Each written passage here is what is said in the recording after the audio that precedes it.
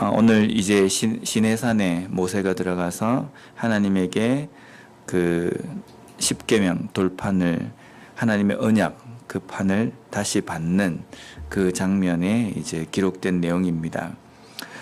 오늘 나와 있는 이 내용은 첫 번째 돌판을 받을 때 하나님께서 모세에게 말씀하신 그 내용이 반복되는 부분들이 있습니다.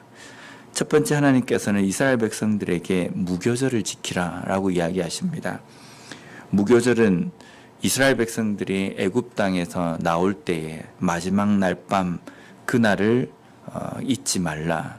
그날에 하나님께서 어떻게 이스라엘 백성들을 인도하여 내셨는지 너희들은 잊지 말아야 한다라고 말씀하시는 겁니다. 이날에는 무교절이라고 이야기하는 것은 무교병만을 먹어야 되기 때문입니다. 누룩이 들어가지 않는 떡입니다.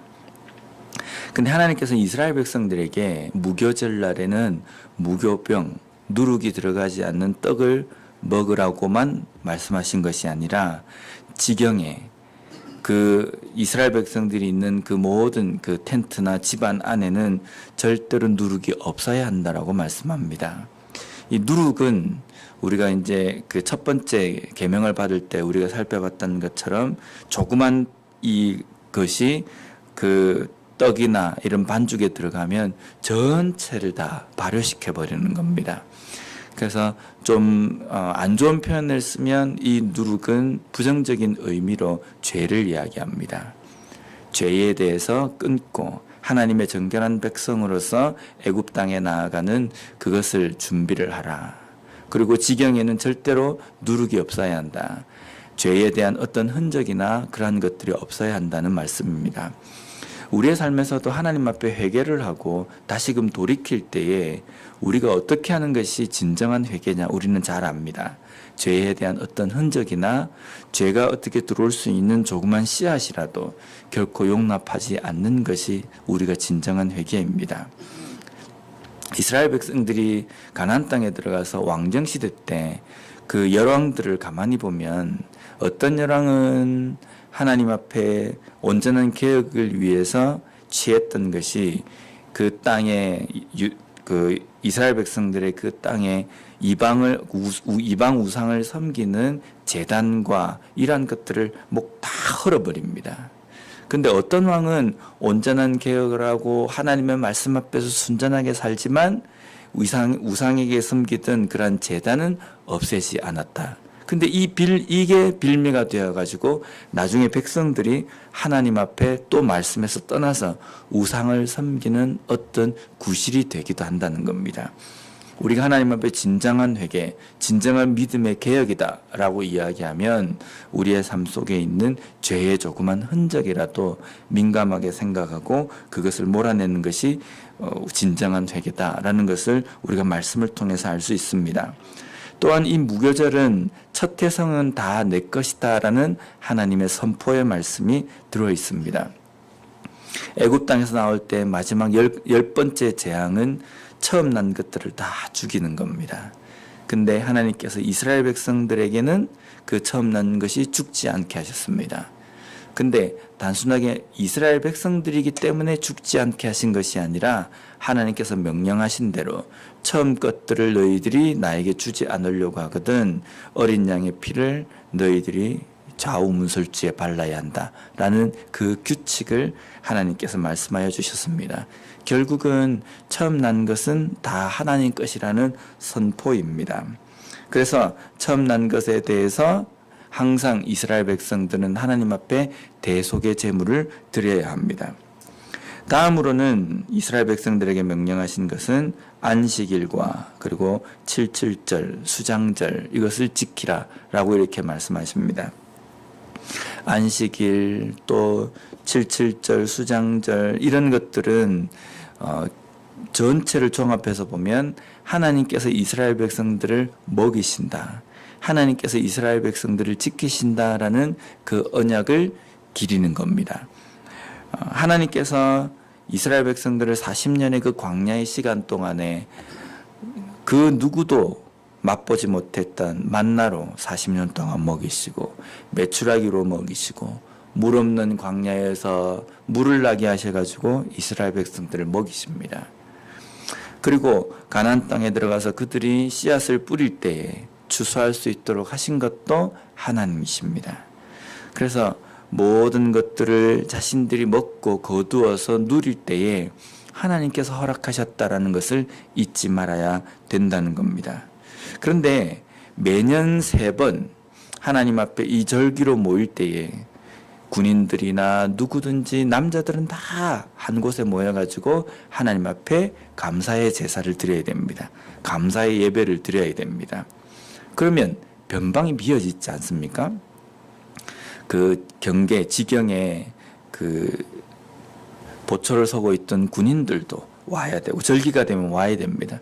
그러면 그 변방이 허술해집니다. 그 허술해질 때 이방 나라들이 이스라엘 백성, 이스라엘의 그 지경을 탐내서 침범하러 올 수 있습니다. 그럴 때 하나님께서는 지켜주겠다라고 말씀하십니다. 24절 말씀에 보면 내가 이방 나라들을 내 앞에서 쫓아내고 내 지경을 넓히리니 내가 매년 3번씩 여호와 내 하나님을 뵈려고 올 때에 아무도 내 땅을 탐내지 못하리라.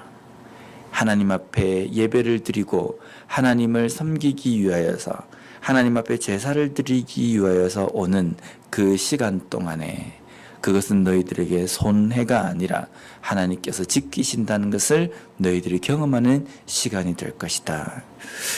과거에 한국에서 신앙생활할 때 그런 고민을 많이 하는 적이 있습니다. 학생들 같은 경우는 월요일날 시험이 항상 있었거든요. 주초고사라고 이야기합니다. 근데 월요일날 시험이 있는데 그 중요한 국영수 시험을 치는데 주일날 그냥 새벽 예배만 살짝 드리고 가가지고 도서관 가서 공부하는 게 성적이 오르지 않겠느냐. 아니다. 내가 하나님께 예배를 드리기 위해서 손해보는 이 시간은 하나님께서 채워주실 것이다. 그래서 고등부 예배를 드리고 성가대도 하고 저녁 예배까지 다 드리고 가고 그 두 파로 나눠졌습니다. 예배 빨리 드리고 집에 가는 게 성적이 오른다. 아니다.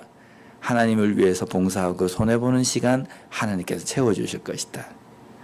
근데 학생들만 이런 고민이 있었던 게 아니라 어른들도 그런 생각이 있었습니다. 가게를 하거나 일을 하시는 분들이 일주일 6일 동안 일해보니까 이익이 좀 되거든요. 야, 이 주일 하루도 더 일하면 이익이 더 많을 것이다. 그래서 주일날도 문을 열기 위해서 예배도 그냥 예배만 탁 드리고 그냥 집에 가는 겁니다. 가서 가게에서 일을 하는 겁니다. 이렇게 해야 된다. 또 한쪽은 아니다. 내가 하나님을 위해서 손해보고 하나님께 예배를 드리기 위해서 주일날 문을 닫는 것, 이 이익도 하나님께서 채워주실 것이다. 어떻게 생각하십니까? 어떤 것이 맞다고 생각하십니까? 물론 학생이 주일날에 월요일날 시험이 있음에도 불구하고 주일날에 드려야 될 예배와 해야 될 봉사를 다 하고 그 다음날 월요일날 시험을 치면 주일날 공부하는 학생보다 성적이 떨어질 수 있습니다. 그리고 주일날에 문을 닫고 가게의 문을 닫고 하나님 앞에 예배드리고 봉사하는 모든 시간들을 다 쓰면은 주일날 문을 열고 장사를 하는 사람보다 이익이 덜 될 수 있습니다. 그런데 우리의 믿음은 내가 성적이 오르느냐 아니면 내가 이익이 더 되느냐가 문제가 아닙니다. 내가 그날 하나님을 위해서 나의 것들을 포기하고 하나님 앞에 드릴 때에 우리의 삶에서는 그만큼 믿음이 성장하고 자란다는 겁니다. 그것이 하나님 앞에 복이라는 겁니다. 복은 성적이 오르는 것이 복이 아니라 성적이 떨어져도 성적이 올라도 하나님 앞에 믿음으로 제대로 서 있지 않으면 그것은 잘못된 겁니다. 내가 이익이 되고 이익이 덜 되고가 문제가 아니라 이익이 되거나 덜 되거나 하나님 앞에 믿음으로 바로 서 있지 않으면 그것은 복받은 인생이라고 말할 수 없다는 겁니다. 이스라엘 백성들이 이 절기를 지키기 위해서 나올 때에 하나님께서는 그들을 지키겠다고 말씀하십니다. 근데 물론 그 문제에 대해서 그렇게 되지 않을 때에도 그들은 이 모든 것들을 하나님께서 함께 하실 것이다. 내가 하나님 앞에 제사를 드리게 드리는 이 시간을 하나님께서 기억해 주실 것이다. 믿고 나아가는 것이 진정한 믿음이라는 겁니다. 오늘도 우리가 하나님 앞에 설 때에 그러한 믿음의 그러한 결단을 가지고 살아가는 우리가 되었으면 좋겠습니다. 마지막으로 모세가 하나님의 이 율법을 받기 위해서 시내산에서 40일 동안 아무것도 먹지도 마시지도 않고 금식하며 하나님과 독대합니다. 제가 이 장면을 가만히 보면서 40일 이러면 보통 우리가 생각할 때 이제 교회에서 금식 기도나 하고 이렇게 할 때 40일 동안 이러면 정말 이 금식 기도를 하는 시간에 가장 그 최대 맥시멈 날이라 이렇게 데이라고 이렇게 이야기를 합니다. 40일 동안 하나님 앞에 있으면서 하나님의 말씀을 받았다. 우리가 오늘날 구약시대의 이 율법과 이 계명을 무엇이라고 이야기하냐면 우리는 성경 말씀이라고 그러지 않습니까? 모세는 하나님 앞에 말씀을 받기 위해서 40일 동안 금식을 하며 간절하게 하나님 앞에 서 있었습니다. 우리는 오늘날 우리에게 주신 이 성경 말씀을 어떻게 대하고 있는가? 40일 동안 금식하며 하나님 앞에 말씀을 받았던 모세와 같은 자세를 취하는가? 우리가 말씀에 대해서 좀 더 갈급하고 갈망하는 그러한 마음이 좀 있었으면 좋겠습니다. 한 절의 말씀을 통해서 내 마음 가운데 주시는 하나님의 뜻이 무엇인지 이것을 깨닫기 위해서 기도하고 또 기도하는 마음으로 우리가 하나님 앞에 서 있는 것, 말씀을 대하는 것, 이것이 바른 그리스도인의 삶이 아닐까라는 생각이 듭니다. 말씀이 있지만 말씀을 들으려고도 읽으려고도 연구하려고도 공부하려고도 하지 않는다고 하는 것은 이것은 그리스도인으로서 게으른 것이 아닌가. 우리가 하나님의 말씀을 대할 때에 모세가 40일 동안 먹지 않고 마시지 않고 하나님의 말씀을 받은 것처럼 오늘도 우리의 삶 속에서 주시는 이 성경 말씀 앞에서 그러한 간절한 마음을 가지고 신앙생활하는 우리 모두가 되었으면 좋겠습니다. 기도하겠습니다.